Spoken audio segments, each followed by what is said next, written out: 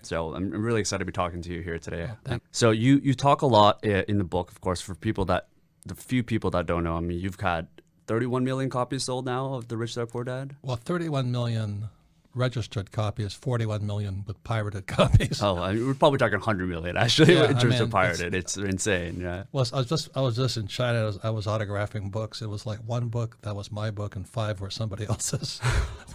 the pirates. Oh my goodness. Counterfeiters, you know. Oh my God. That's life. It's business. That's how it is, I guess, now, right? Yep.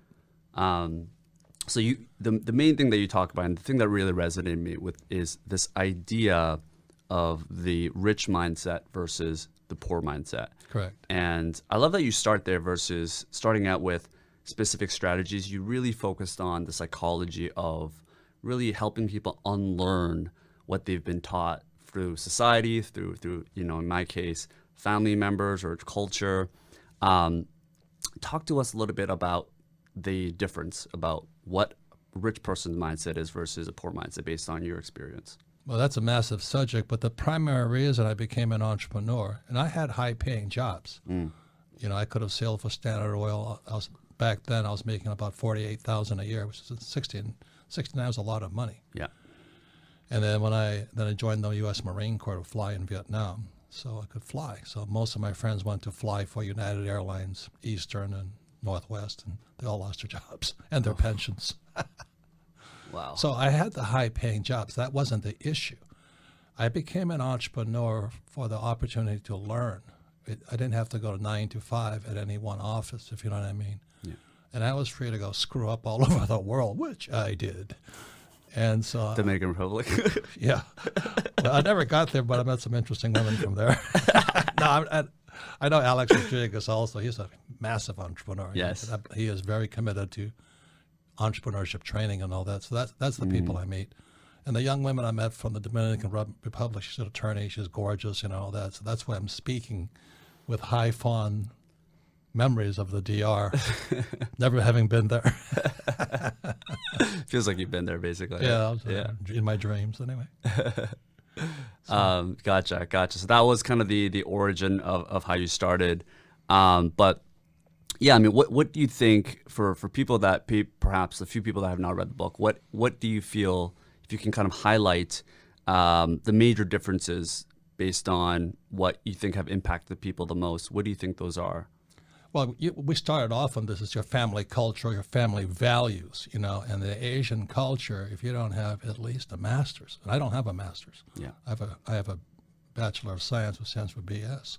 But other than that, you know, I only became an entrepreneur because it was the greatest challenge I could take on as far as my personal education, personal development. Yeah.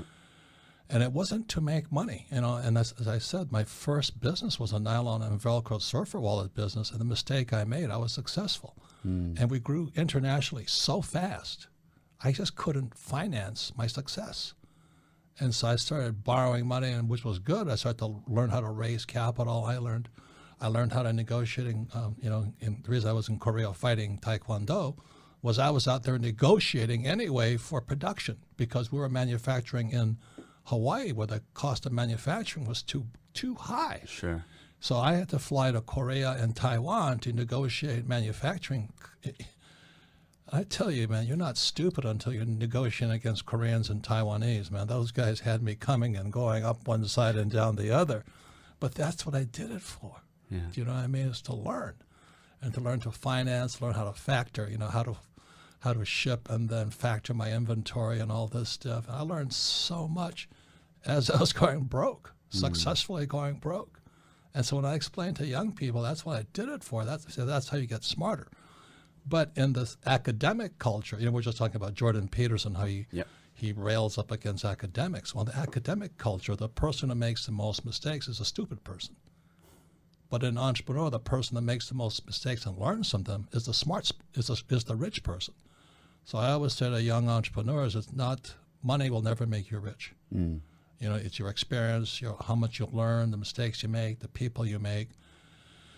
And all of those horrible experiences are all good experiences if you learn from them. Sure. And that's the attitudinal difference of an entrepreneur. Most guys are small business guys, they're not entrepreneurs. You know, they open a pizza shop to make money, and they get stuck in that pizza shop forever. You know, Yep. like, well, that's not me. And the subject of entrepreneur is a massive subject. So you got a drug dealer peddling drugs is also an entrepreneur, as is Jeff Bezos, running the biggest product-pushing company in the whole world. They're both entrepreneurs. But the gap between the drug dealer and Bezos, massive. So when I speak to young people, I say, what kind of entrepreneur do you want to be? And if you're just here to make money, it says, you can do that, but it's not exciting. Right. What do you think they should be focusing on other than just making money? Well, for me, it was always taxes. Okay. Isn't that technically more money, though? More money in the bank? Yeah, but the problem is when I wrote a second book called The Cash Flow Quadrant, which is a E, employee, S, small business or self-employed or a small entrepreneur. B stands for big business, 500 employees or more. And I stands for professional insight investor. So if I'm buying stocks, bonds, and mutual funds, I'm not an insider. I'm an outsider. So my goal from my rich dad, not my poor dad, was to make it to the B quadrant, so I have 500 employees, but more importantly, to be an I quadrant investor. And those guys on Shark Tank, like Damon Johns and Cuban and those guys, they're B's and I's. Yeah. The average small guy is an E and an S. And there's a very big difference in taxes. So I wanted to learn the tax law so my friend Donald Trump and I wrote two books together. I know he's hated, but we wrote 2 books together, and we make millions and pay no taxes legally. That was the objective. And the idea is you have a corporation where you can deduct a lot of expenses. Now you have to be very, very smart. I mean, you don't deduct expenses. You have to be both a B, big business, and an I, an insight. So I invest in insight. I don't have stocks, bonds, mutual funds, or ETFs. So the reason my education began when I left the Marine Corps, I was flying out of Kaneohe, Hawaii. And then, so when I was watching an infomercial TV, I was still in the Marine Corps making, back then, about $700 a month as a Marine lieutenant. And I said, you too can make money in real estate. So my rich dad says, you better learn real estate because that's the game. So other than stocks, the real estate is the only game where you don't pay taxes. Sure. And the average person doesn't understand that because they're flippers. If you flip a house, you're paying taxes. So I don't flip either. So that was all part of the learning process of, it was like going down the maze, this tunnel and that tunnel and this tunnel. Sure. So today when I make, let's say, $1 million in my rich dad company, I go to the bank and I'll borrow 5 minutes. My $5 million, I got a 5-to-1 leverage. And with today's interest rates, it's fantastic. Crazy. Yeah. And because I'm leveraging up my real estate, I pay no taxes because of depreciation, amortization, and appreciation. So that's the stuff I was learning from my rich dad. Whereas my poor dad said, get your MBA. And I lasted, I think, 3 months in the MBA program. And then one day I woke up in the class and my notes were all blurred. I was still flying for the Marine Corps. I'm getting spit on by all the college students, you baby killer and all this stuff. And I wake up in the class, it was the accounting class, and my notes were all blurred because I drooled all over them. So I'm not learning a damn thing here. That was the last day of school for me. Jesus. Because I learned accounting working for Rich Dad as an apprentice, just like Trump. Yeah. We're apprentices. So I knew real accounting versus the fake accounting they teach in business school. Yeah. Yeah. Which is the real accounting is how do you make sure you make a lot of money and pay no taxes. That's it. That's the game. Yep. Yeah. And that was one of my valuable courses, certainly in university, but we were just talking off air. Grew up with very conservative parents. Right. Went to McGill, good university. Great school, yeah. Great Fantastic, school, yeah. and just didn't resonate. So I actually ended up dropping out. And I know your first book was talking about people dropping out and the education system, how flawed it was, right? Oh, it's criminal. Yes.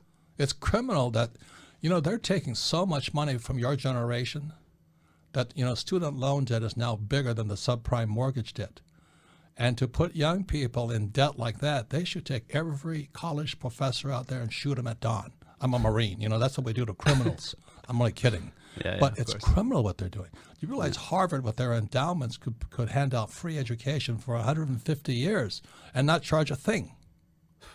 But instead, they take the best and the brightest and load them with debt. If their families can't pay for it, then they're screwed. On top of that, they learn nothing about money. Yep. There's a book, Tailspin, by, I forget his name is, but anyway, he's a Yale graduate plus Yale Law. Yeah.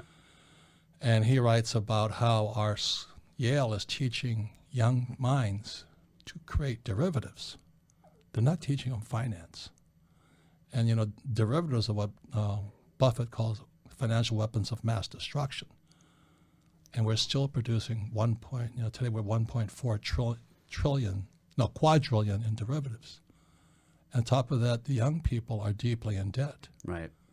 And there's still no financial education in our schools. And It's unlike criminal. corporations, when a student defaults or they go into bankruptcy, they still owe the schools money, right? It's When the they go worst into type of debt you can possibly get into because there's no escape. See, if I get crucified for this, but I have one bankruptcy on my record, but it was a corporate bankruptcy. I have 27 companies.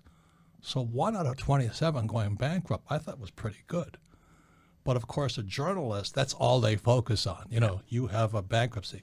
And I said, let me tell you something, numbbrains. There's a personal bankruptcy and there's business bankruptcies. No, but you have a bankruptcy, I'm going. Yeah, that's all they care about, right? But they don't know any difference. Yeah. And I agree with Buffett. He says, if you have stupid journalists, you have stupid people. Absolutely.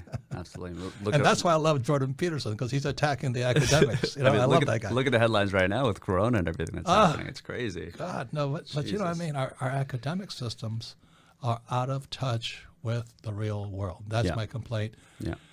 And next to one of my best projects, a student loan provider is building this project that makes my place look small. I mean, they're building this massive, all built on collecting and servicing student loans. It's massive. Yeah.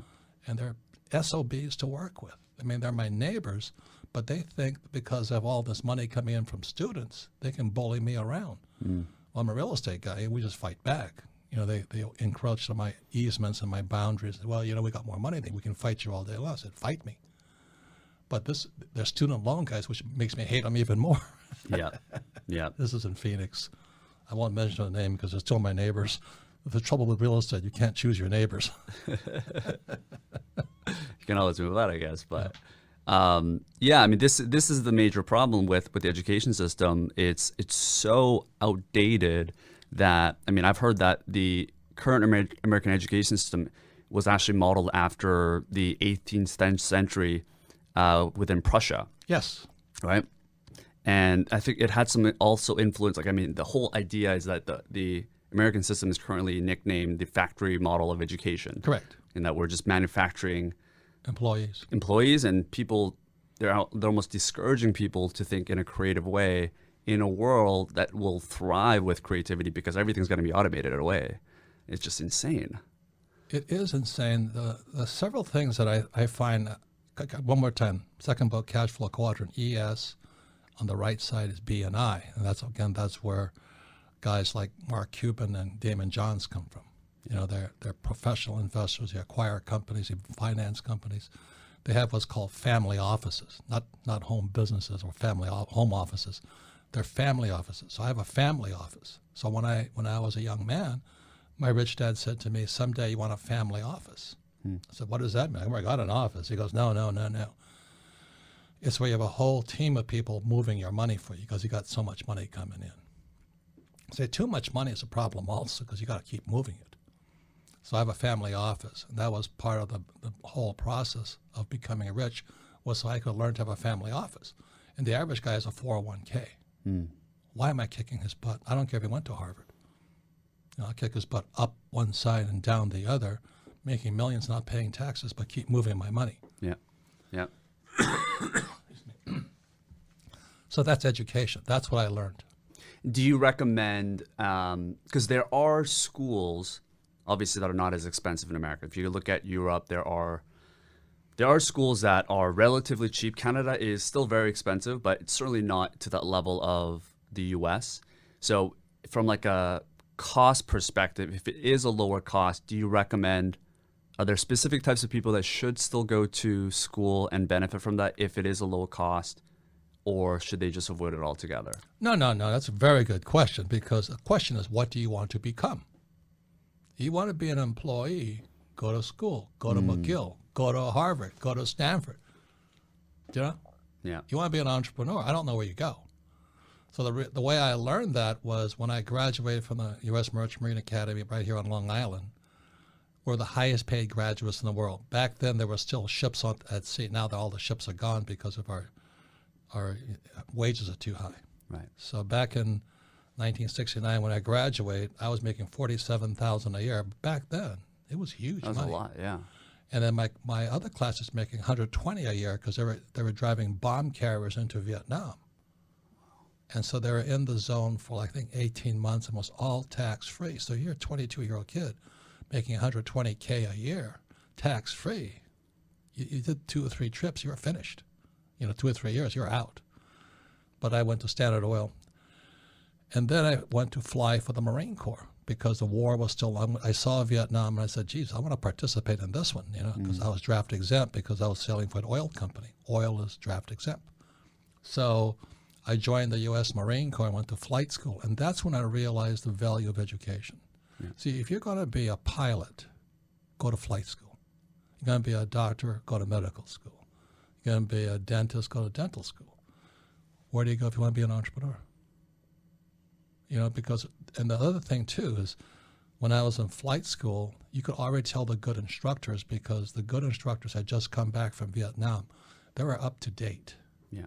They were saying the damn Viet Cong, they changed this, they changed that. And so the U.S. Marine Corps and Navy syllabus was sending down, you should fly this way. This guy said, don't you fly that way, you'll be dead tomorrow. Because the Viet Cong was changing, we had to change. So just one example, I was a gunship pilot. We'd come in at 1,500 and roll in. And then the Russians gave the Viet Cong was thing called an SA-7. It's called a Strela in Vietnam. And the Taliban used it against the Russians in Afghanistan. Yeah. So if you came in at 1,500 with this new technology called the SA-7 or the Strela, you were dead meat. You're coming in too high. Huh. Because a Viet Cong, with absolutely no training at all, just point, pull the trigger, this heat cigarette went up right up your tube, blew you out of the sky. So we're in flight school learning how to fire guns and rolling in from high, and these instructors are coming back, you do that, you're going to be dead. And that's where I learned the value of technology and education and the best teachers. Sure. So suddenly the teachers were telling us to come in at 1,500 feet on a gun and rocket run. We were saying, you're going to be dead. And so they were trained to come at what's called defilade. We had to fly below tree level. So everything was changing so fast. And that's when I really understood education better than anything else, is education supposed to prepare you for the real world. And what's the real world of an academic? Yeah, it's all theory. Yeah. Yeah. And they don't have the skills for the real world. They want tenure. Yeah. Yeah. And that's the difference. Yeah, I think there are some initiatives that are slowly starting to pop up. It's still very in its infancy stage, like Thiel Fellowship, the billionaire Peter Thiel, he's got this program where he provides students $100,000 that are entrepreneurs to start their own business. I went through something similar in Canada where they provide money, investors, co-founders to start your own company. Good, yeah. And that's why I dropped out, but it's still so... I mean, come on. I followed your advice, Rob. Smart man. Put it into practice. But, it's still so far behind. It's still so far behind. Well, that's the thing I'm saying is that E&S, employee and small business, self-employed, or a doctor or a lawyer, specialist, the mindsets are different. B&I, completely different mindsets. So on the B and the I side, you have to have a team. So on the B and the I side, I must have a bookkeeper, because the most important thing I have are accurate records. Rich Dad Poor Dad is a book on accounting. That's all it is. It's a book on accounting with no numbers, just pictures. And that's why I made so much money on it. 31 million copies later. That's the trick, huh? Use lots of pictures. I'm a doodler. I doodled in school, so I'm still doodling in my book. But anyway, so on the B and the I side, you have to have the best teams. So I go onto the field. I have a friend who is an attorney, very smart attorney. He cannot figure out why I make like 50 times more money than he does and I don't work. But he's a hard-working attorney. And I go, well, number one, you're in the wrong tax bracket. And number two, you're a lone wolf. I'll kick your ass all day long. That's like going on to the football field and taking on the Patriots, Yeah. Can you elaborate a little bit more on the tax bracket for people that may not be aware of what you're talking about? Yeah, if you're an employee across the world, the average tax bracket is 40%. So you make $100,000. That means 40K is going to the government. If you're a small business, an S quadrant, 60% goes. So these guys have become small entrepreneurs. They wind up in 60% brackets. You can edit all that out, right? The coffee. Okay. So you go, they're a 60% bracket. So my objective was to get to the I and the B and the I. So on the B side, when you have 500 employees or more, you pay 20% in taxes. So that's why we're here in New York City. When Amazon was looking to move to New York, they were going to give them all the tax breaks possible. Now you're Joe Schmo, the computer programmer. They're not going to give you any tax break at all. You pay the high taxes. More, yeah. And then the I quadrant is a professional investor, the insider, the inside guy. And the number one asset is real estate. That's the game. It's debt and taxes. So every time I make money in the B quadrant as a business owner, as a 20% bracket, I then move my money into real estate and I pay no taxes. Yep. And that's the game. So I get the whole tax system of capitalism is designed to make you richer. But our schools will never teach you that, which is the battle today between you academics who are E's and S's for most sakes. And then you have the B's and the I's. Their skill sets, their mindsets, their beings, their spirits are different.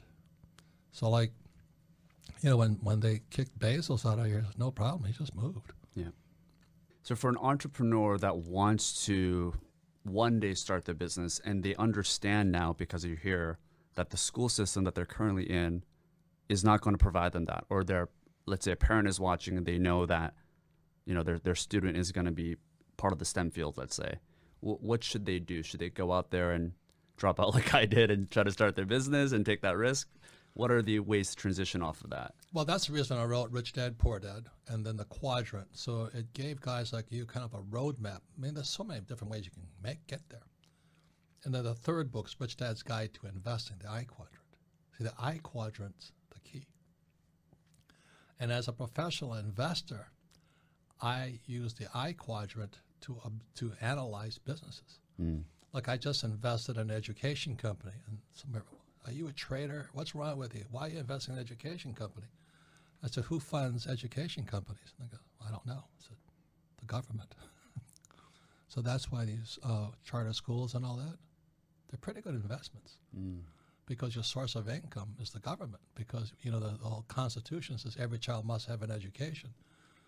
So they might be teaching them garbage, but I like the source of funds.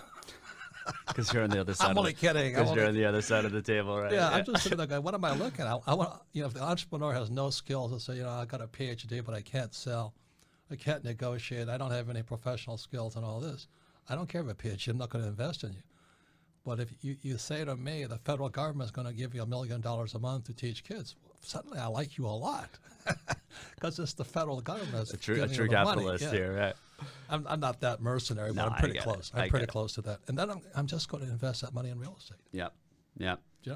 Let's talk about money. So we talked about this idea of the rich mindset. We understand how broken the education model is because it's a lot of it, as we mentioned, modeled back to the 18th century of Prussia and the factory system. It was what you're talking about had two purposes. One, to train employees, and second, to train soldiers. People would just do as they're told without thinking. Right. Was that because they were fighting Prussia and they realized how efficient the soldiers were in the war and they wanted to model after that? Well, they were taking farmers. Right. You see, the whole thing went agrarian, industrial, today technology. So back then, they were trying to get these farmers who were pretty independent little guys, and they work for themselves. So they're trying to train them from farmers or S quadrant, self-employed, to employees or soldiers. Right. People who would do as they're told. Right. And the education system hasn't been updated since that time, No, basically. it's actually gone backwards, in my opinion. In what way? Well, they're misinforming and miseducating. Look, the biggest thing for an entrepreneur is you've got to learn how to make mistakes. And the school punishes you for making mistakes. Second, you have to operate in a team. You know, everybody talks about team, except in school. If you take tests as a team, you're called cheaters. Yeah. So just those two mind constructs. The average guy goes out there afraid of making a mistake and starts a business and they make mistakes, obviously. Then they don't have a team. Gotcha. And the odds are stacked against them. Yeah. So my wife and I started with a bookkeeper. Why a bookkeeper? Because the number one thing an entrepreneur must have is accurate records. I made so many guys show up and they said, where are your records? They want me to fund their company. They don't have any records. They have no numbers. I said, how do I know if you're good or bad? Well, no, man, it's a good concept. We're doing a lot of We're good. going to change the world. Yeah. This is like a revolutionary concept. We're good people. Yeah. You know, I have a master's in art. Yeah. We're from the same city, you know? I know, yeah. You know? We grew up together. Yeah, yeah. Oh, I had this one guy. Oh, it was painful. My classmate, Hawaiian guy, you know, and Hawaiians have a different culture than the Japanese culture. And what he happened?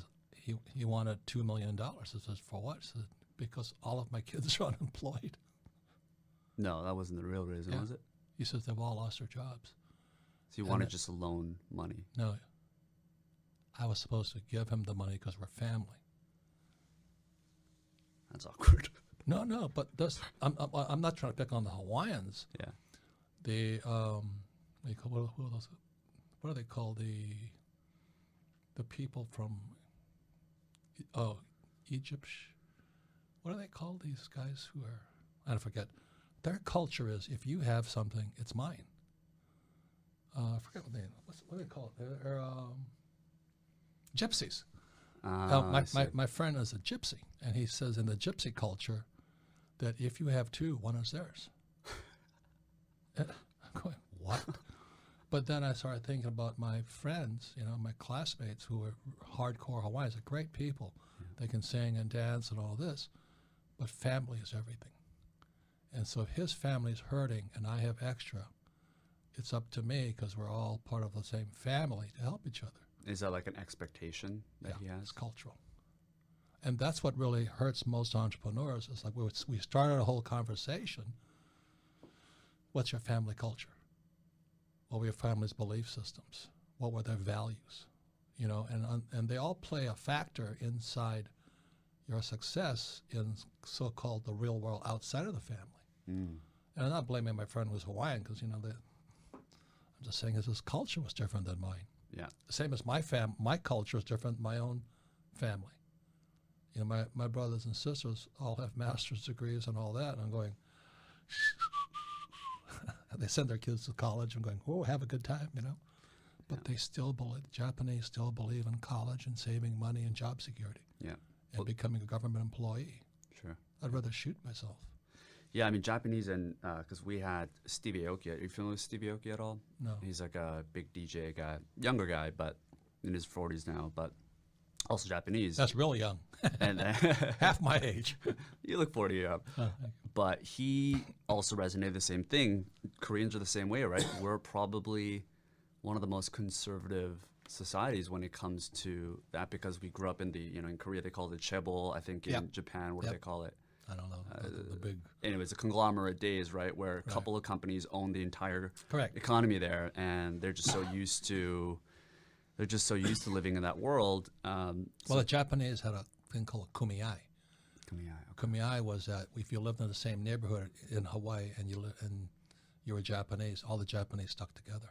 And my father, who was 6'4", for Japanese is pretty big, the kumiai would come and, you know, talk to our family about the Japanese sticking together. My father threw them out. And these are he says, look, we're Americans. Get that in your head right now. You know, so I had this conflicting cultural values. Sure. So again, for every entrepreneur, first thing you must inspect is what was your cultural heritage. Not that it's right or wrong. What were the values? Did you just struggle with that when you were growing up in high school? Hey, When I wrote Rich Dad, Poor Dad, I almost went to the devil for that one, you know. Because Japanese, you don't ever criticize your father. Same as Chinese, Korean and Chinese, right? Father is the king. Yeah. It's very patriarchal. Yeah. So when I was asked, well, how do you feel about writing a book about your father? I said, well, he's dead. I had to wait for him to die before I wrote the book because he would have killed me. My family was ready to kill me. Yeah, I was gonna. How did you overcome that? It's because I said Jesus. he's dead, and that didn't go over well either. Oh my God. Were you close to them though when you were growing up? Yeah, I had a great father. Both my rich dad and my poor dad were great men, Yeah, but you both respect. they're two opposite guys. You know, the one guy really believed in school, but he didn't know what he didn't know. Mm. And my rich dad never went to school, and you know he didn't know what he didn't know. But the two made kind of a whole education. So one was a capitalist, one was a socialist. Yeah. And so then we have Bernie Sanders versus Donald Trump, and I don't know, all this other stuff going Yeah. on. It's kind of hysterical. When you step back, you look at it from values, you know. I mean, you got two in the race now, right? Joe Biden and Bernie Sanders. Well, do you realize that if I ran for office, I'd be younger than all of them? It's crazy. It's great. They're all old. It's crazy. No wonder Biden can't remember things. I can't remember how to get in a taxi anymore. Jesus Christ. We also had Andrew Yang on in New York when How he was is running. he? He's doing good. He just announced something that he's starting called Move Humanity Forward. A lot of people thought he was running for mayor, actually, for New York, Really? which he still might. I'm not sure. I don't think he's announced it, but he's starting a nonprofit, basically. Give me a break. You know what nonprofit stands for? No. Tax exempt. That's what it really means. Yeah, You know, probably. It Yeah. means that they can't make money, so they're going to, you know, I know the game. I sit there and chuckle and laugh all the time. Well, I can introduce you to Andrew if you want. Yeah. Yeah, we- I don't understand how they can pay everybody. You know, I fought for capitalism. Mm. You know, I realize it's 80-20. You know, it's called Pareto's Law. Pareto's Law Yep. is the 80-20 rule, right? Something like that. So 20% of the people need socialism. They need to be taken care of. But 80% can make money on their own. So why would I give somebody with the capabilities to be the 80%, give them money? Sure. Doesn't make sense to me. What did you think about the UBI? I'm assuming you've seen Well, same I feelings. think, unfortunately, it's coming just because our school system is teaching people to be victims. Mm. You know, I don't know if you saw me on Patrick Ben David. You know, that guy's a genius, man. I love working with him. He's smart, yeah. Yeah. Oh, is he smart? I used to work with Tony Robbins, and he has that quickness of brain. Yep. I'm a little Hawaiian, I'm a little slower. But anyway, he goes, I told him, I said, you know, during the agrarian age, the church was the center. So every small town had a church. So it was very spiritual, and that was the culture. We shifted to the industrial age, and then weaponry came up. So we could now kill. You know, it went from swords to guns to machine guns to rockets to drones, you know. So during the industrial age, they started building statues to war heroes.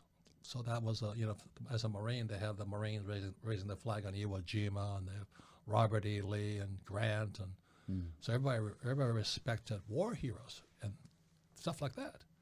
Now they're tearing down Robert E. Lee and Grant and all these guys because America is now worshiping the victim. Victim mentality. The victim mentality. And that's what I said on Patrick Bet David. And a couple of my friends called me and said, "You're an asshole." And I said, "Well, you're entitled to your opinion, but I've been called better, you know," and stuff like this. But I said, we're raising victims. Our schools are pumping out victims. And the reason I like this guy, Jordan Peterson, is he says, it's not what a person stands for. You see that? He did this great thing. It's what are they against? He says a lot of times they'll stand up there and say, well, I stand for socialism, but they're really against the rich. And so that's why when you talk about Andrew Yang and Pete Buttigieg and all this stuff, I wonder what they really stand for. What are they really fighting for? So I'm upfront with you. I'm fighting for capitalism. Yeah. You know, I fight for education, that we should have better education. I'm not saying anything else inside that. I don't have a hidden agenda. Sure. Sure. So when these guys are talking about we're going to fix the homeless, I said, what does that mean? And so what Jordan Peterson says they're against the rich. They're not for the homeless. They're against the rich. And that's where most of the people on the left are. And I don't know that because I'm not political, not Republican or Democrat. You don't have any religious agenda. You know, you want to believe in God, fine. Don't want to believe in God, fine. But I want to know what you really stand for, not what you pretend to be standing for. Yeah. So when Andrew Yang says he's going to start a nonprofit, as a capitalist, I already know he can't raise capital. Because look, I'm doing the same thing, but I can raise capital. You know, I'm a hardcore teacher. Yeah. What do you think is the difference between you and Andrew Yang in that case? He can't raise capital. Not an entrepreneur. So what's the skill sets that missing? I don't know. You better figure that one out pretty quickly. Look, understand something. I don't have stocks, bonds, mutual funds. You know why? Why? I can make up my own assets. Hmm. I wrote this book called Rich Dad Poor Dad, 31 million copies. I make $5 a book. You do the math on that one. I create my cash flow game. I think I make $6 or $7 a game in 50 languages. I know how to sell. Yeah, but don't you have to invest that money once you make it so that it's in the less risky asset class? I don't even need money. That's the worst part. The next book I'm coming out with is called The Infinite Return.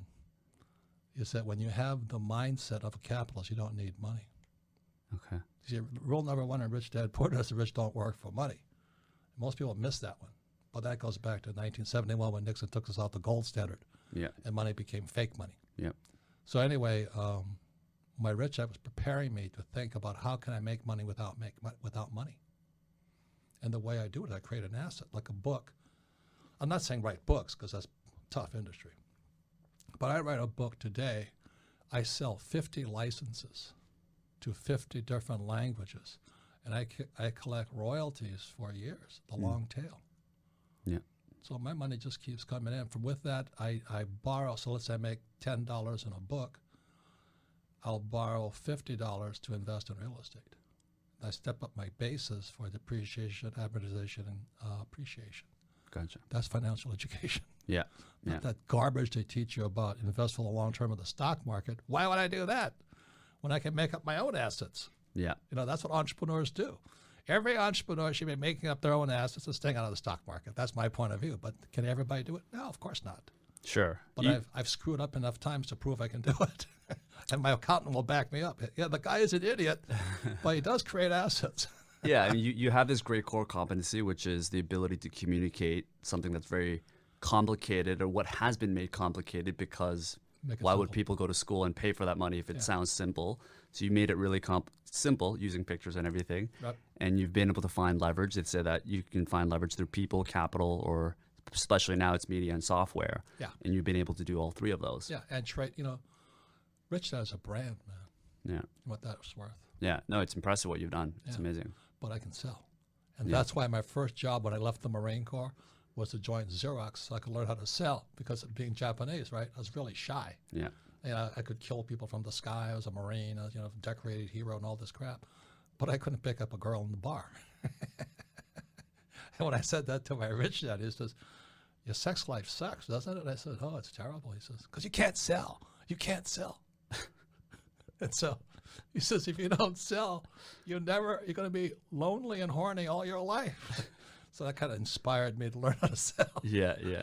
So I joined Xerox, you know what I mean? But you have to do what it takes. So Andrew Yang is a good, smart, very smart guy. He can't sell. He doesn't know how to create an asset so somebody will give him the money. Then he doesn't know how to invest that money so he pays no tax on it. That's why he has to go the tax exempt or the, what do you call that? I don't know what you call this. I don't think in their words. Well, he has been able to raise insane amounts of money for as tax deferred. You know what I mean? For tax advantages. I see what you're saying. Yeah, he's just in the wrong system. No, I mean he's doing good for himself. Yes. But as an entrepreneur, I'm kind of in the same. You talk about UBI, right? Yeah. Universal Basic Income. We're on the opposite sides of the camp, but I understand why he does it. Yeah. If you're an entrepreneur, you don't need a UBI. You don't even need a job. Think about that. See, that's where you're going right now. You will eventually never need a job, and you'll never need money if you keep pushing the boundaries of your mental abilities. That's called the infinite return. Yeah. When I write a book, I have no money in the deal, and I collect money for the rest of my life. The royalties. Yep. Yeah, yeah.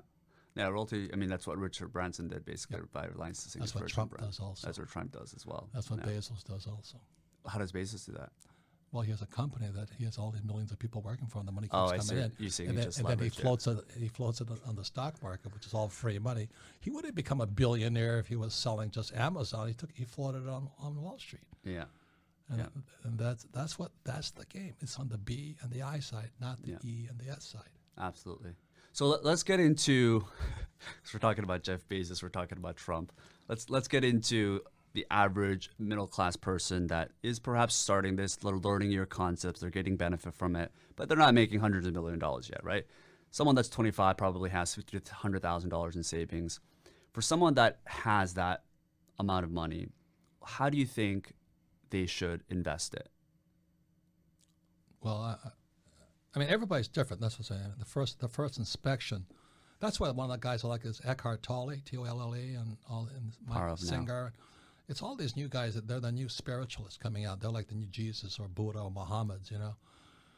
And I think you have to have a spirituality to you. I'm not saying if religion does it for you, fine, you know. But it never worked for me. I flunked out of Sunday school also. But anyway, there's a point where you have to have some faith in your abilities. Right. And guidance. And so I know if I do what I consider the right thing. Well, what would you do if you were 25 today and you had $50,000 in the bank? Would you invest it back into yourself with your education, because that amount of money is not going to do that much damage in the market or real estate, or is it different if you had $500,000? No. No. Idiots are idiots, you know. That's why, you know, most guys, most major league athletes are broke within 6 years or something.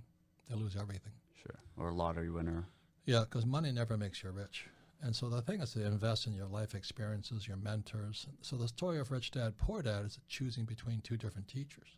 Mm.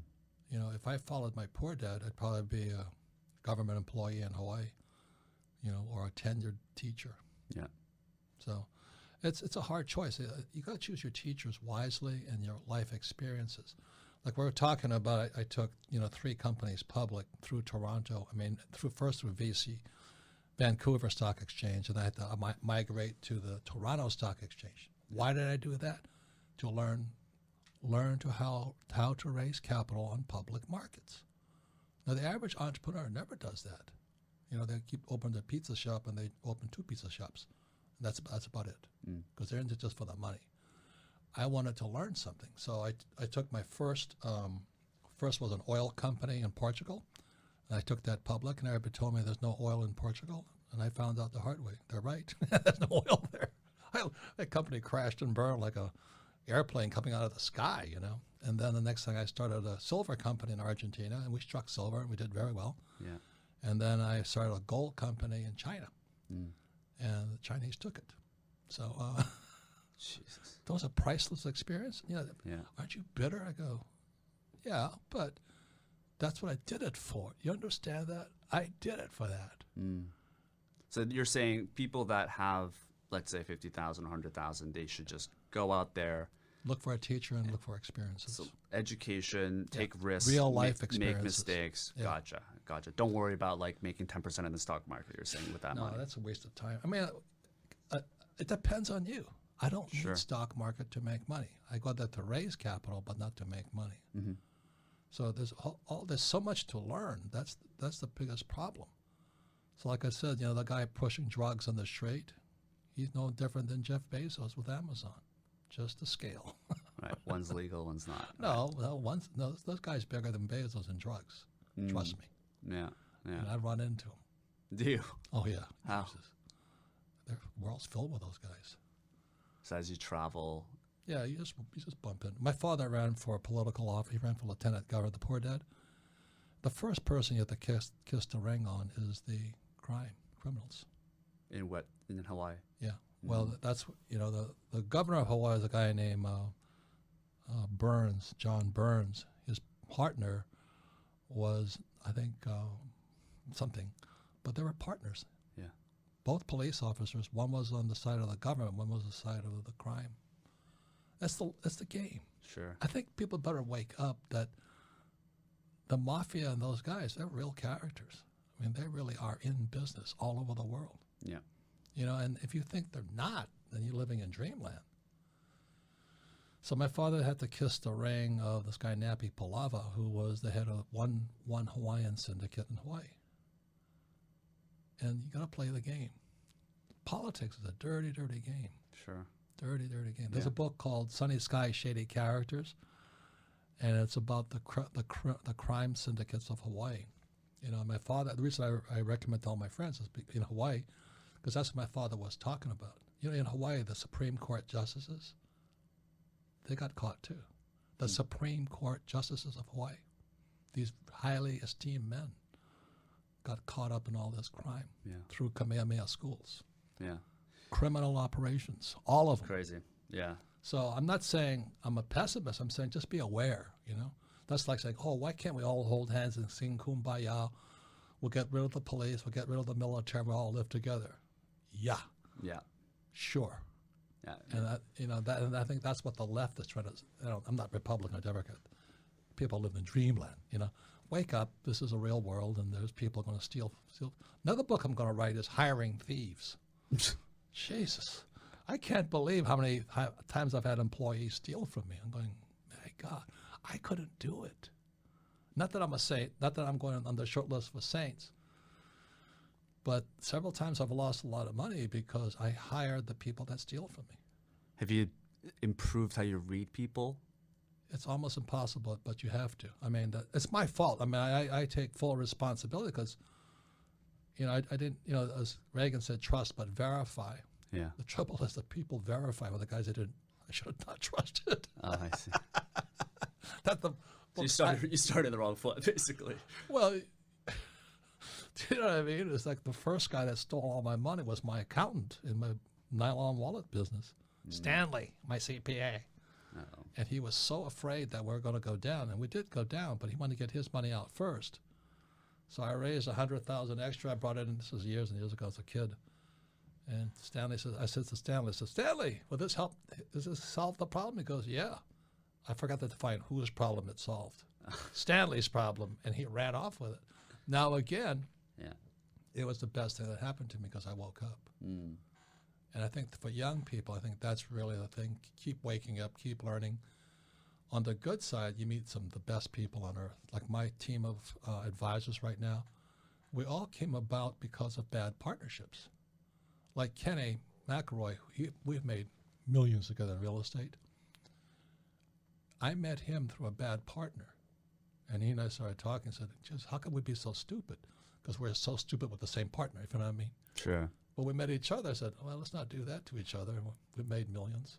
It's amazing. You know, so there's always a silver lining, but you've got to look for it and be aware there's people who do not really subscribe to your philosophies. Sure. And they come from different backgrounds. Yeah, I mean, after university, I went straight to Argentina. I had no idea this was happening. It's getting worse now, but there are locals telling me that they woke up one day and money in the bank disappeared. I took, you know, my kid brother, he lives in Hawaii, he's the greatest guy, you know. I took him to Argentina because he wouldn't wake up. So we're out there in Argentina. I introduced my friend. My friend was an engineer, you know, probably a little younger than my brother and I. And he says, I was a millionaire in Argentina with US dollars. And one day I woke up and the money was gone. And so the bank said, oh, don't worry, we'll give you $1 million back in pesos. So my brother sat there and he says, is this why you brought me here? I said, yeah, wake up. Wake up, yeah. Because you're Japanese. Japanese save money. And Japan is the most screwed up country financially because they're all highly educated savers. When are you going to wake up? You know, Japan's debt to GDP, I think, is like 240% right now. Wow. It's the worst in the whole world. Wow. And they all save money. If the Japanese didn't save money, you know, Japan would be gone. And my friends inside Japan say the banks now lend debtors money so the debtor can pay the bank back. Mm. So what happens, the debtor gets deeper in debt, but the bank looks like everybody's paying their bills. And I said, you know, I don't know what the Japanese have a word for it, bakatari. Which is? You're an idiot. Okay. And the Japanese are very good people, you know, hardworking, diligent, and all this. They have no financial education. They believe in saving money. The Yakuza is their mafia. It runs rampant through that place. Yeah. And they still pretend. Yeah. Well, saving money in this day and age, I mean, I think Warren Buffett's got $130 billion in cash right now waiting because there is probably going to be some sort of a recession. People say it's a correction right now because of the corona, but it's a rough time. What are your thoughts on all this? Well, I love crashes. You know, like the best time to get rich is in a crash. The problem is this time, I think this crash might last a long time. The 1929 crash lasted 25 years. That's how long it lasted. I think this one might be at least 20 years, this next depression, because the numbers are so astronomical. Like I said, if Japan is 260% debt to GDP, 240 to 60%, America is 115% debt to GDP. That's much, and increasing $1 trillion a year. Mm-hmm. How are we going to pay it back? And then, you know, my book here, Who Stole My Pension? The pensions are bankrupt. Defined benefit pensions for school teachers, firefighters, and police officers estimate between $9 to $14 trillion underfunded. Mm. What's going to happen when that goes down? You know, so that's why I sit and I watch and I go, this one might be a long one. And just today, as we're talking, the 10-year went below 1%. You can't keep printing money. It's never worked in history, at least as far as I know. So that's what I watch. On the other side of it, it's a great time to be an entrepreneur because if you're smart, you have a good spirit, and you learn quickly. See, the greatest thing about an entrepreneur is how fast can you learn. You know, when you look at the 7 deadly sins, the biggest tragedy is ego. It's that ego or vainglory is the road straight to hell. And so you got to, you know, I tell you I made mistakes. I tell you I screwed up. I'm definitely on the short list for saint. But you'd better be honest, and people trust you, and you better keep your word. You know, you're only as good as your word. Yeah. So actions and words must be in integrity. Gotcha. Yeah, a lot of the best businesses have started when there was a recession, Correct. right? There was this idea of Nassim Nicholas Taleb. I'm sure you're a fan of him. Oh, he is my hero, man. Anti-fragile, stronger. I mean, diamonds get stronger, right? Yeah. As in under pressure. So it's a very interesting concept, but people fear it. A lot of people fear it. Yeah, but you know his lesson is you go to the gym, you get stronger. It hurts for a while, but you get stronger. Yeah. And people are coming out of school weaker today, and that's what disturbs me. You know, and then, you know, Patrick Bet-David, man, that guy is amazing what he's teaching. Yeah. And so there's many young guys coming up that are teaching brilliant stuff, and that's YouTube. You know, which is a whole new channel, right? Is social media now the channel? So if you're in traditional media, you're in trouble. Mm. But if you're moving with the trends, you're in good shape right now. Sure. So that's the difference. Well, Nassim Nicholas Taleb also talks about in Black Swan. He talks about this idea of the barbell strategy, Right. where he kind of uses like the S&P as like an analogy where most people think medium, this idea of like putting yourself into medium risk is the safest option, when in fact you're not really getting much of the upside, but you're getting all of the downside as well. So you're allocating risk in a way that is not actually helping you diversify, and you're actually putting yourself in more risk. And he advocates this idea of putting yourself into very risky assets in a small amount, and the rest into, let's say in this case, cash, bonds, and that way. Even bonds are in trouble now. Bonds are, I guess, yeah. So most likely cash, where it's very liquid. When I was your age, the smart guys were in bonds. Nobody was in stocks. Today, everybody's in stocks and bonds. I'm going, holy mackerel. Sure. Okay. Sure. What are your thoughts on this idea of barbell strategy, where there is asymmetric returns, where let's say you put 10% into something that's super risky, the maximum you can lose is that 10%, so you still have that 90% still uphold. Well, it depends upon the person. Like I'm saying, I encourage anybody listening to this or any entrepreneur, get to the point where you don't need money. It's called the infinite return. And that's my next book coming out next year. Yeah. When you get to the point where you don't need money, you're home free. You'll never need money. You don't care. You can always put a deal together. You can always create an asset out of nothing. You know, it's like, I don't know what else. It's the power of God-given power. So like I said, when I write a book, I'm selling 50 copies, 50 licenses day one. And let's say I got 10,000 a license. How much is that? 50 times 10,000. Is it 500,000? 50 times 10,000? Yeah. That, yeah, 500,000. Yeah. So I'm in the black immediately. What does it cost me? Maybe 10,000 to write a book. Do you know? So I'm in the black. The same thing if I trade a stock. I would buy a stock at $1, it goes up to 10, and I sell. So I have all free trading stock. I have no money in it. That's what Buffett's doing. They're all infinite return guys. Sure. You have no money into the deal, and you can do it with anything. What are other examples that you would recommend? Stocks, you mentioned books. Well, real estate. It's my first deal was I bought a condo on the island of Maui for $18,000, and I gave them a credit card to put the $2,000, so $1,800 10% down payment, and I made $25 for it. So I made $25 from no money at all, 100% debt. So I love debt. And the average guy's afraid of debt. So it's just mindset. It's what you know, how do you practice. I have made a lot of mistakes. I've never lost money in real estate. Never. Because I invest a lot in my financial education in real estate. Why? Debt and taxes. The more I can use all the debt I want and pay no taxes. I love it. I love it. There's a God somewhere. Why would I buy stocks? I don't understand that game. You can make money quickly. Sure. And stocks are good because they're illiquid. I mean, they're liquid. You can get out of the stocks real quick, and real estate's dangerous because you can't get out of it. But that's why I've got to study more. So anyway, the biggest thing I can say to any entrepreneur is learn. Be an active learner, low ego. It's tough when you're successful, because when my nylon and vertical surfer wallet business went to the moon, I was crashing down right after it.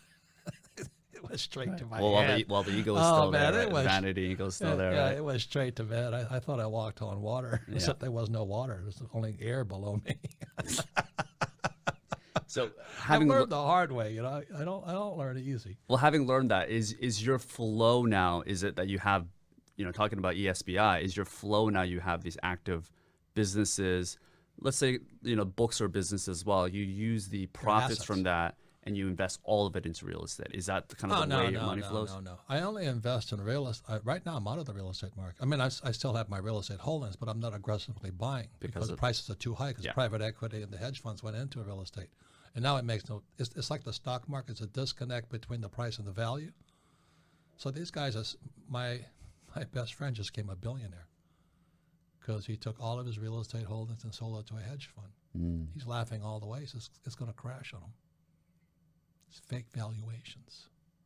Good timing. It's based upon today's valuations, maybe not tomorrow's.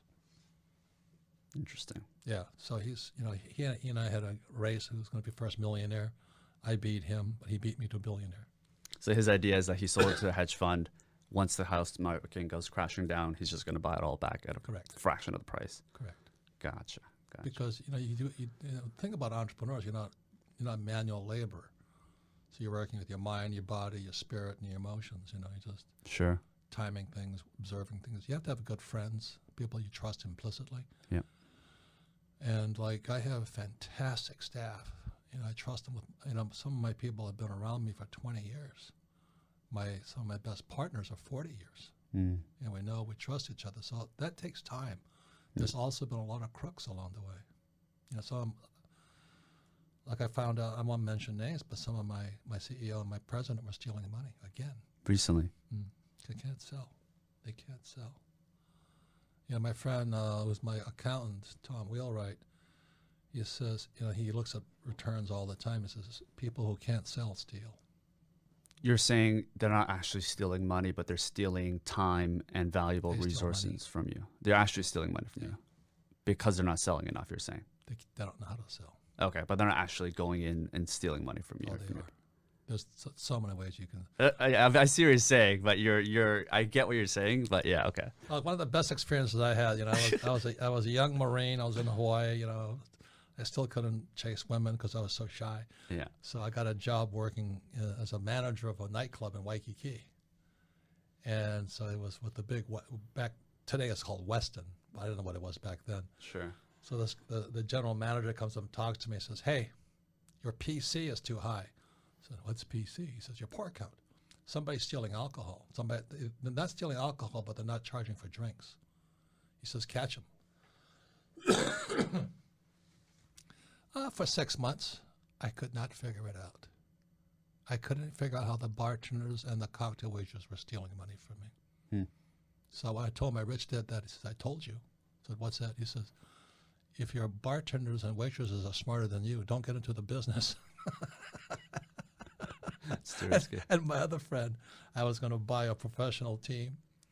And he said to me, he says, You were going to buy a professional team? Yeah. Which sport? Baseball. Baseball, okay. No, just not because I liked baseball, but just because the baseball team was in trouble and I was going to buy it. And So you thought there was money to be made there? yeah, but I do it. I do it because I want to learn, not because I'm interested in the team. So I ran the numbers, I ran the process, I found out about the business and all that.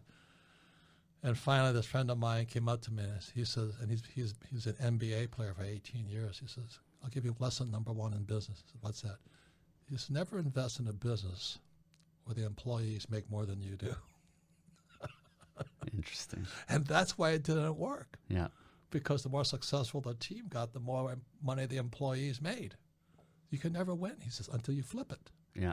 And I said, I don't want to do that. So anyway, please listen to all you entrepreneurs out there. It's the biggest learning adventure you can go through. Even the bad lessons are good lessons if you have the humility to learn from them. Yeah. I mean, I like your mindset because your whole thing is you're going into these different projects and you have this growth mindset. We're talking about growth minds, obviously, but you're always in it to learn something new. Anti-fragile. So that's Nassim Taleb. He says the moment you go into the unknown, you're getting destabilized, but you're getting stronger.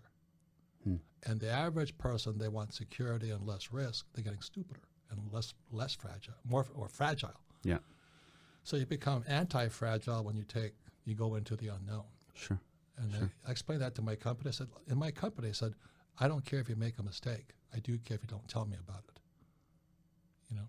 Gotcha. Big difference. Speaking of unstable, we're probably in a very fragile market right now, and a lot of people are, in many ways, freaking out. What do you recommend people do in a market that is potentially heading into depression? Should they be saving cash and thinking about, becoming more liquid? Like, what are some of the things that they should do? Well, it depends upon the cash.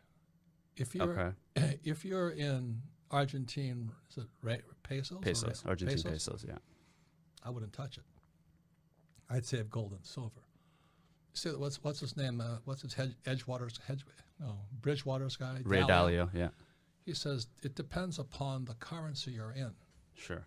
He says, so like Zimbabwe, their debt is financed with external money. Japan is internally financed.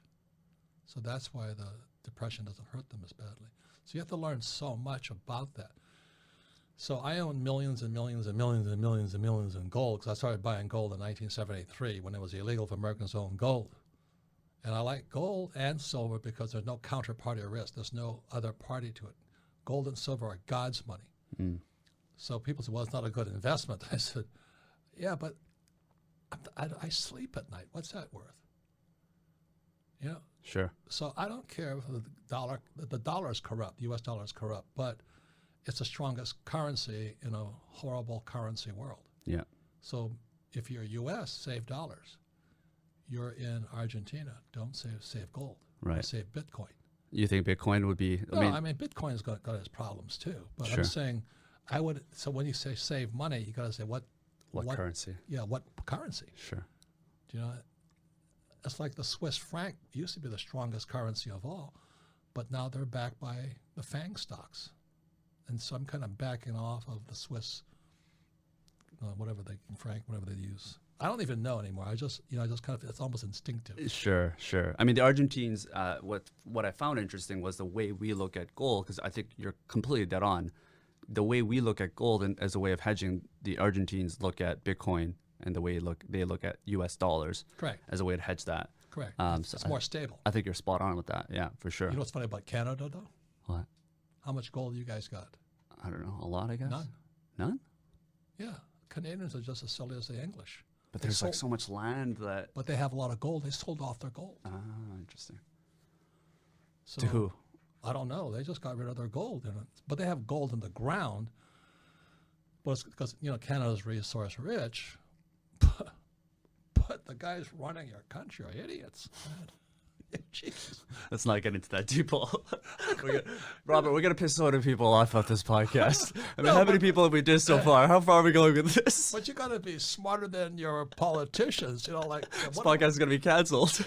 Yeah, what about Trump? What about Bernie? I said, what about him? I don't care. You know what I mean? Yeah. I got to be smarter than them. Well, you're not dependent on them. Yeah. Because of infinite returns, exactly. you're not creating your own assets. And so if Bernie says this, if Trump says that, if Biden says this, I go, okay, good. Or Yang says this. I still got to be smarter than them with my money because it is my money. Sure. And if you're hoping that Trump, Trump's my friend, I'm not counting on him to save my money for me. Yeah, I do what he does, but I don't.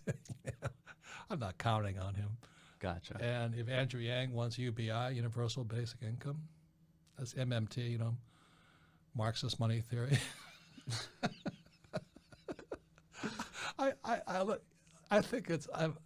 I think you got to look at it as a comedy show. Yeah, I mean, it's a reality show for sure with Trump in there. I mean, it's a gong fest. Oh, it's horrible. It's kind of funny, but you got the Donald, on one side, reality show guy. Do you still talk to him, by the way? No, not. The last time I talked to him, he announced he was on my show, my Rich Dad radio show. He says, "I'm going to run for president." I said, "Good for you.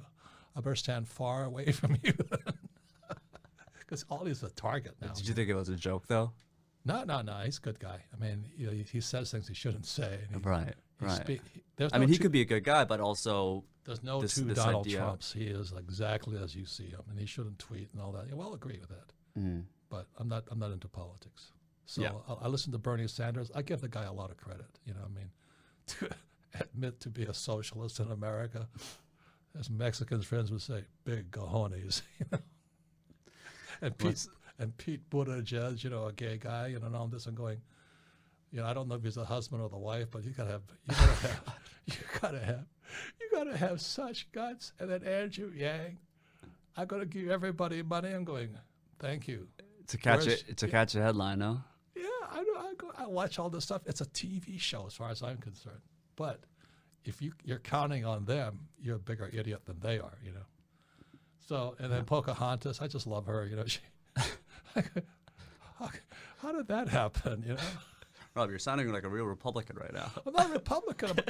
I'm a cartoon commentator. I think it's hysterical. You're just observing this whole scenery. Yeah, basically. but I still have millions in gold, and I still have my real estate. I'm still offshore many things, and I don't pay any taxes legally. Yeah. So I can laugh. If you're not there yet, you can't laugh. But I wouldn't count on those guys to save my ass. Right. That's all I'm saying. If you're going to be an entrepreneur, it's going to be the biggest adventure of your life, as long as you want to keep learning. But if you just want to make a few bucks, you'll be taxed to death. Yeah. That's the S quadrant, ESBI. That's the problem. And it's, small business loans and all, they don't give you any money. It's hard to raise capital as an S. Sure. Crowdfunding and all that stuff. But I'd rather go to Wall Street. I'd rather raise my own capital. Yeah. But those are skill sets.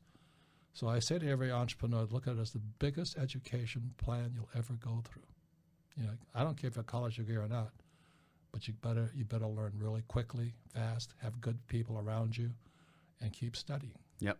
Okay. Well, Rob, let me end off because I know you came in because you wrote this book called "Who Stole My Pension." Talk to us a little bit about what people don't know about pensions today, what the average person does not understand about how pensions work today. Well, the pensions are bankrupt. They're gone. My father, my poor dad worked for the government, and he lost his pension in 1972. And he still told me to go and get a job and all that. So my poor dad became a poor man when he lost his job, his paycheck, and his pension. How did he lose it? Like he just got He ran against the governor. See, the governor was a crook. John Burns, police officer. If you read the book, Sunny Sky, Shady Characters, you'll find out exactly this. He's an investigative report. I forget his name now. But he said everything my father was saying to me. They're all buddies. Shady Sky, Sunny Characters starts with Don Ho. Nice Don Ho. And they were all in cahoots. Supreme Court justices were all in cahoots with Kamehameha schools, the most richest school system in America for Hawaiian kids. Yeah. and all these estates just ripping people off. So my father, after he became the governor's staff, resigned, and he said, I cannot, in good conscience, ethically, morally, and legally, I cannot be part of your staff. So he made the mistake of running against him. This is while I was in Vietnam, defending the country from I don't know who. But anyway, I come home and my father's bankrupt. He's bankrupt. No pension, no paycheck, no job. And he's still telling me to go back to school, get my PhD. I said, I'm going to wind up like you. He said, go fly for the airlines. You read who stole my pensions? My guys, my friends who flew for United, they're all broke. Nobody knows this. Right, but why is this happening to everyone that has a all pension? over the world? Okay. It says back here on the back of who stole my pension. What's America's #1 export? Toxic assets. Derivatives. Still manufacturing. Subprime mortgages, yeah. Yep, subprime mortgages. So is there stuff that, because my mom's a nurse and she's under a pension plan, union members are, for people that are relying on pensions or have family members or friends that are on pensions, what can they do to actually That's why I wrote the book. Because Yeah. not all pensions are bad, but understand CalPERS, which is the biggest state pension plan in America, is California state teachers. They're $1 trillion underfunded. The reason people are evacuating California right now is because they know California is about to go bankrupt because of pensions. So if CalPERS goes down, so does the stock market goes down, so goes the 401k. So this coronavirus is one thing, but it's really a house of cards or a set of dominoes ready to start to fall. And it all went back to 1971, the year Nixon took the dollar off the gold standard, and we could print phony money. And we're still printing funny money. Yeah. So the rich are getting richer if you're playing that game of investing, and the poor and middle class are getting poor. Yeah, the first thing that I realized where things start to look a little bit backwards when it comes to pension fund money is that, because I'm in the tech world, so when someone that's in venture capital, private equity, they want to go raise their fund, first thing they go to is pension. So it's a little bit backwards because people are giving money into a pool that goes into a pension fund. That's the book. And you got it. They go and give money to other managers to manage the money. You got it. So you got it. But what do they do? Like, what do people do? Like, what does my mom do to make sure she's protected? Is she just completely helpless in this state? What you can do is what you can do. I hate to be flippant about what you can do. What you can do. Sure. Say if you're a stock trader, you understand how to short the market and play the options market. You're in hog's heaven. And when this baby starts coming down, like right now, a lot of guys are making more money as it crashes. You make more money in a market crash, but if you don't have that skill set, you're in trouble. So develop the skill set. Well, educate yourself. What do you want to learn how to do? I don't recommend it. That's hard. Yeah. So I saw this coming back in '72 when I came back from Vietnam. I went, oh my God, And then my poor dad said to go back to school, get my PhD. I said, poor, helpless, and desperate. And I couldn't listen to him anymore. And that's, we started this whole thing about our fathers and our families. And then the other thing I don't say is that my poor dad was Japanese. My rich dad was Chinese. They're two different people. Yeah. I mean, you know what I'm talking about? Look at the economy, right? Yeah. No. Chinese are different. Are you talking about culture? Yeah. I'm being a racist right now. It's a broad generalization. Sure. Yeah. But every race has its characteristic, and we're not being a racist. I'm just saying it's culture. Culture, yeah. And I understand it because I'm Korean. Yeah. So, no, I and understand you came from Korea. And I came from Korea. You have 2 points of view. The three: Canadian, U.S., and Korean. Well, I live in Mexico City right now, so I've got you're ahead of the game. A couple different ones right now. You're ahead of the game, and that's the best thing you can do. Right. You're doing something I didn't do, so it's good for you.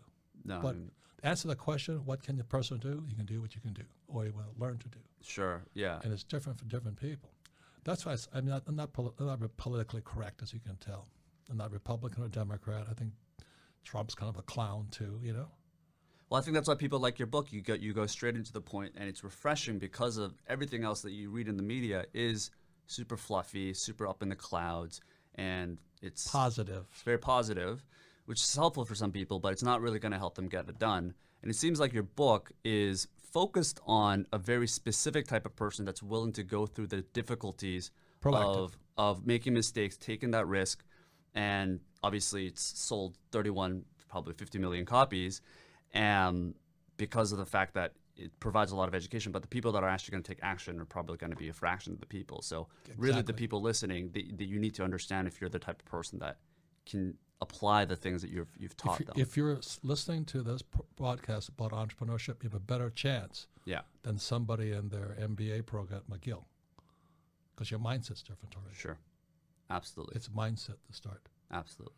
So if I can tell you one more thing about your race, the Koreans. Yeah. The reason we're talking about Taekwondo, and I fought for the U.S. team in the Olympics. Taekwondo. So that was off air. You can talk to the people about that. You yeah, like a karate kid. Right? He said, you're from Korea. I said, oh, kamsahamnida.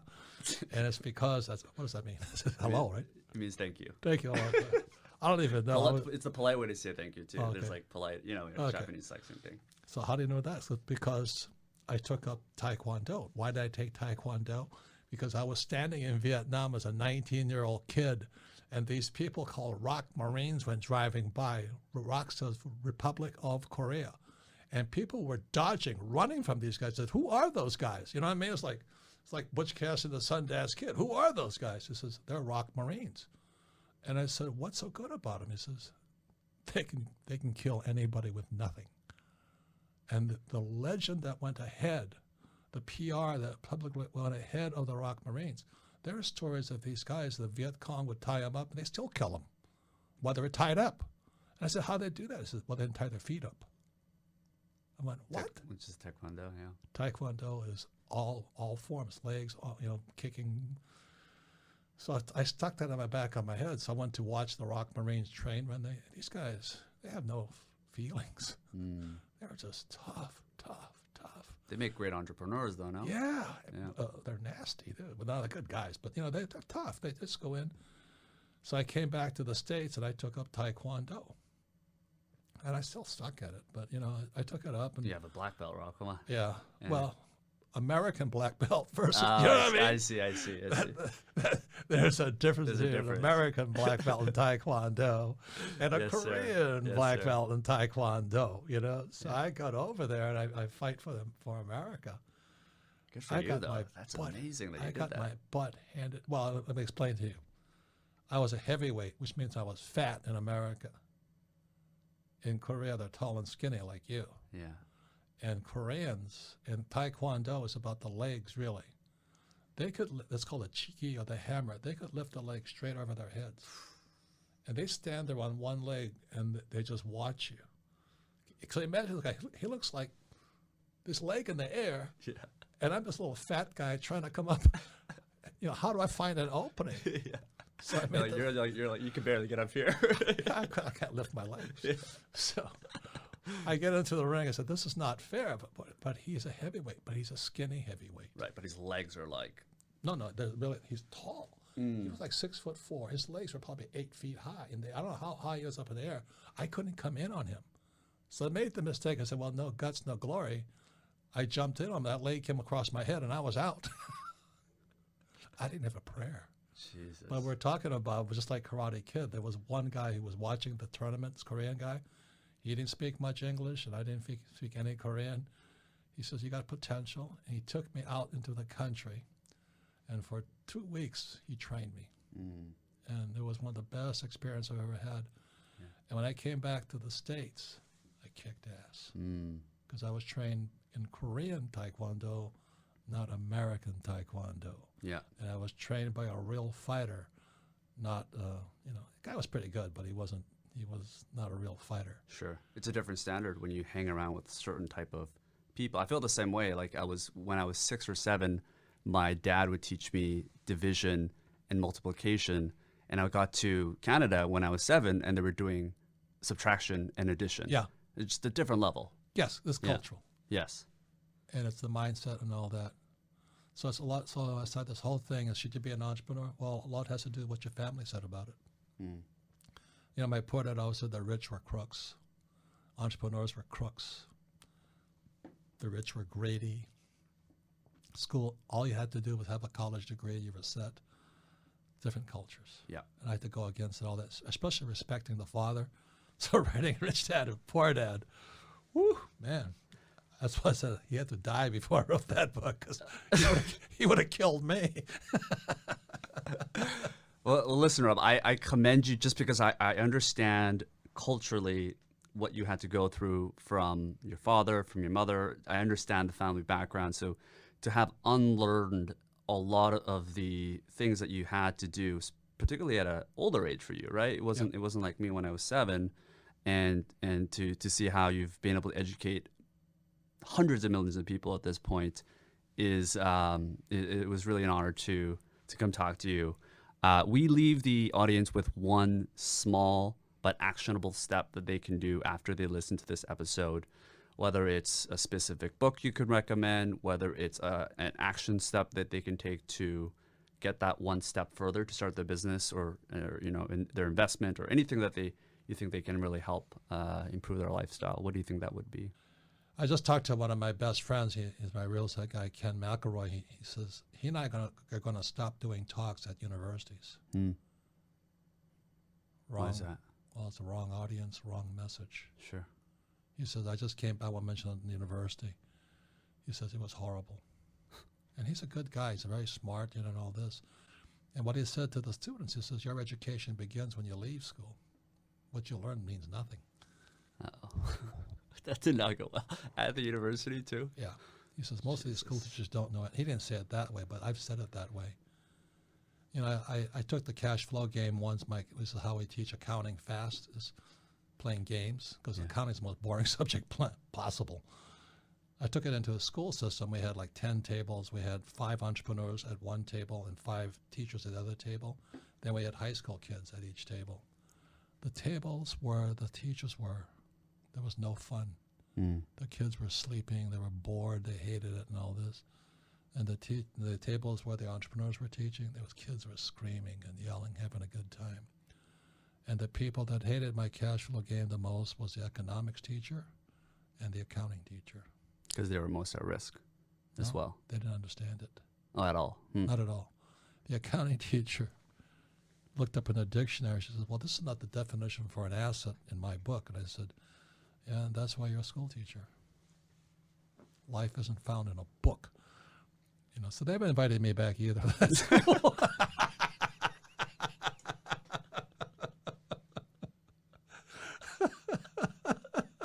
Rob, we'll always have you back.